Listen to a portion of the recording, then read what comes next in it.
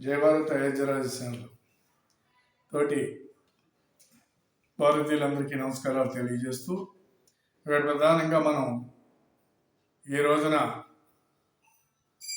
జరగబోయేటువంటి సార్వత్రిక ఎన్నికల్లో రేపు 13వ తారీఖున జరగబోయేటువంటి ఓటింగ్ ఏదైతే ఉన్నదో దాన్ని ఈ దేశంలో ఎవరైతే మనకి దేశ అభివృద్ధి మన గురించి ఆలోచన చేసేటువంటి ఒక నాయకుడు ఎవరైతే ఉన్నారో ఆలోచించుకుని వారికి ఓటు వేయవలసినటువంటి అవసరం ఉన్నది.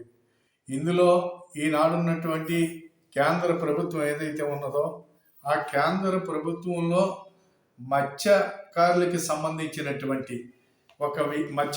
సంబంధించినటువంటి ఒక ఆలోచన ఈనాడు ప్రధానమంత్రి ఏం చేశారనే దాని గురించి మీ అందరికీ కూడా మత్స్యకార సోదరులందరికీ కూడా నేను తెలియజేద్దామని అనుకుంటున్నాను.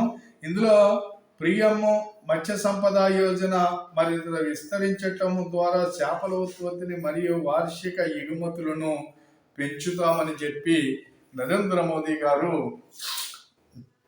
మత్స్యకారులకి మత్స్యకార సంక్షేమ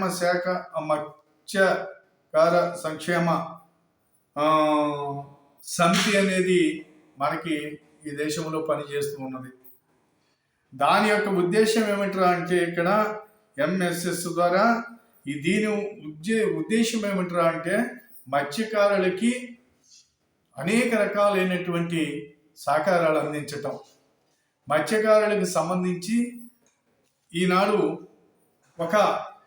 ఈ యొక్క మత్స్యకారుల యొక్క అభివృద్ధి కోసం మత్స్యకారులకు ప్రత్యేక నిధులు ఏర్పాటు చేసినటువంటి మత్స్యకారులకు ప్రత్యేకమైన మంత్రిత్వ శాఖ, ఈ పిసరమైన కమ్యూనిటీకి మంత్రిత్వ శాఖను ఏర్పాటు చేసినటువంటి ప్రభుత్వం ఏదైనా ఉన్నది అంటే అది భారతీయ జనతా పార్టీ యొక్క నాయకత్వంలో ఎన్డీఏ ప్రభుత్వంలో ఈ యొక్క నరేంద్ర మోడీ గారు అని చెప్పేసి మీ అందరికీ గర్వంగా చెప్పగలను.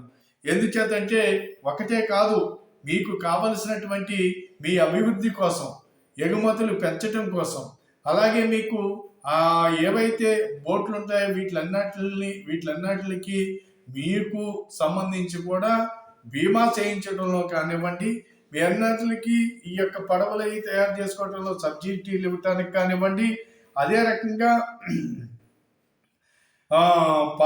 ఏదైతే సాంకేతిక పరిజ్ఞానం ఉపయోగించడం ద్వారా వేగవంతమైన మరియు మరింత ఖచ్చితమైన అంచనా, వేగవంతమైన చెల్లింపులు మరియు త్వరిత ఫిర్యాదుల పరిష్కారం కోసం పిఎం మత్స్య సంపద యోజనలో భాగంగా అందుబాటులో ఉన్న బీమా కవరేజీని మరింత బలోపేతం చేశారు ఇక్కడ ఈ ప్రభుత్వంలో. అలాగే మత్స్యకారుల కోసం ఉత్పత్తులు, ప్రొసెసింగ్ క్లస్టర్లను అభివృద్ధి చేయడం, ప్రత్యేక శ్రద్ధతో తీర ప్రాంత మహిళల కోసం ఉత్పత్తి మరియు ప్రొసెసింగ్ క్లస్టర్లను అభివృద్ధి చేస్తామని చెప్పి అభివృద్ధి చేయటం. అలాగే మత్స్యకారుల ఆదాయాన్ని పెంచడానికి కోసం ప్రధానమంత్రి మత్స్య సంపద యోజనలో భాగంగా శైవలాల సాగుని ప్రోత్సహించటం. శైవలాల సాగు అంటే ముత్యాలు పండించటం. ఈ ముత్యాలు పండించి అధిక ఆదాయాన్ని పొందేలాగా మత్స్య సంపద ఈ పిసరమైన కమ్యూనిటీకి ఒక మొత్తం బోర్డంతా నిధులు కేటాయించడం జరిగినది. ఇందులో న్యూక్లియస్ రేడియో సెంటర్లు అలాగే మరియు బ్రాండులు నెట్వర్క్ ఏర్పాటు ద్వారా మత్స్య రంగంలో ఉత్పాదకతను పెంచటము కానివ్వండి, అలాగే మత్స్యకారుల యొక్క రక్షణ కోసం ఉపగ్రహాలు వాడటం, ప్రమాదాలు జరిగినప్పుడు ఉపగ్రహాలు వాడటం, ప్రమాదాలు అందుబాటులో ఉపగ్రహాలతోటి ఒక ప్రత్యేక కార్యక్రమాన్ని ప్రారంభించడం జరిగింది. మత్స్యకారుల సహాయానికి చేయటానికి సాంకేతిక పరిజ్ఞానాన్ని ఉపయోగించడం, వ్యవసాయ జీవ భద్రత, జలచరాలతో వ్యాధుల నివారణ, ఆహార మరియు పెరుగుదల పర్యవేక్షణ కోసం సాంకేతికను ఉపయోగిస్తాము. ఫిషరీస్ మరియు ఆక్వాకల్చర్ పరిశ్రమల నిర్వహణ కోసం డ్రోన్ టెక్నాలజీని ఉపయోగించటం కొరకు ఈ మత్స్య సంపదని పెంచడానికి, ఈ మత్స్యకారులకి ఆదాయాలు పెంచడం కోసం 2050 కోట్ల రూపాయలు ఈనాడు ఈ ప్రభుత్వంలో కేటాయించడం జరిగింది. ఒక మంత్రిత్వ శాఖ ఏర్పాటు చేసి దానికి 2050 కోట్ల పిసరమైన కమ్యూనిటీకి అందేలాగా మీకున్నటువంటి అనేక అయినటువంటి సమస్యల పైన, మీకున్నటువంటి ఇబ్బందుల పైన, మీకు కావలసినటువంటి ఒక శిక్షణ, మహిళలకు కావలసినటువంటి శిక్షణలు, ఇలాగే ఈ రాష్ట్రంలో చూసుకున్నట్లయితే 9 సహకార సంఘాలు ఈ రాష్ట్రంలో ఉన్నాయి. అలాగే మీకు శిక్షణ ఇవ్వటానికి ఈ రాష్ట్రంలో నర్సాపురం యొక్క నియోజకవర్గంలో, అసెంబ్లీ నియోజకవర్గంలో మైనవానలంకలో శిక్షణ ఇచ్చేటువంటి ఒక శిక్షణ ఇచ్చేటువంటి ఒక స్కూల్ లాంటిది ఒకటి ఉంది. శిక్షణ ఇచ్చేటువంటి కేంద్రం అక్కడ ఉంది. అలాగే మీకు కాకినాడలో బోట్లు తయారు చేయటం కానివ్వండి, వలలు తయారు చేయటం కానివ్వండి, బోటింగ్ చేయటం కానివ్వండి, వీటన్నిటికి శిక్షించేటువంటి కేంద్రము అక్కడ ఉంది. మరి ఈ రకమైనటువంటి మత్స్యకారులకు సంబంధించి ఫిషర్మెన్ కమ్యూనిటీకి ఇచ్చేటువంటి నిధులు కానివ్వండి, వారికి ఇచ్చినటువంటి మంత్రిత్వ శాఖ కానివ్వండి, ఇవన్నీ కూడా చాలా మందికి తెలియదు. ఎందుచేతంటే కేంద్రంలో ఒక ప్రభుత్వము, ఇక్కడ ఇంకొక ప్రభుత్వం. ఈ ప్రభుత్వం కేంద్రం ఇచ్చే నిధులన్నీ కూడా ఈ ప్రభుత్వం మాత్రమే మాయని చెప్పుకోవటం, సరైనటువంటి అక్కడ ఉన్నటువంటి నిధులన్నింటినీ తీసుకొచ్చి ఇక్కడ ఉన్నటువంటి ఫిషర్మెన్ కమ్యూనిటీకి అందివ్వకపోవటం వీళ్ళు చేసినటువంటి తప్పు, చేసినటువంటి ఘోరము, నేరము కూడా. కాబట్టి మనం ఇక్కడ ఉన్నటువంటి ఫిషర్మెన్ సోదరులకి తగిన సహాయం అందట్లేదు. కాబట్టి ఫిషర్మెన్ సోదరులందరికీ నేను చెప్పేది ఒకటే, ఇవన్నీ కూడా ఒకసారి పరిశీలనలోకి తీసుకోండి. కాబట్టి ఇంకా మీకోసం అనేకమైనటువంటి కార్యక్రమాలు చేయటానికి కేంద్ర ప్రభుత్వం ఆలోచన చేస్తున్నది.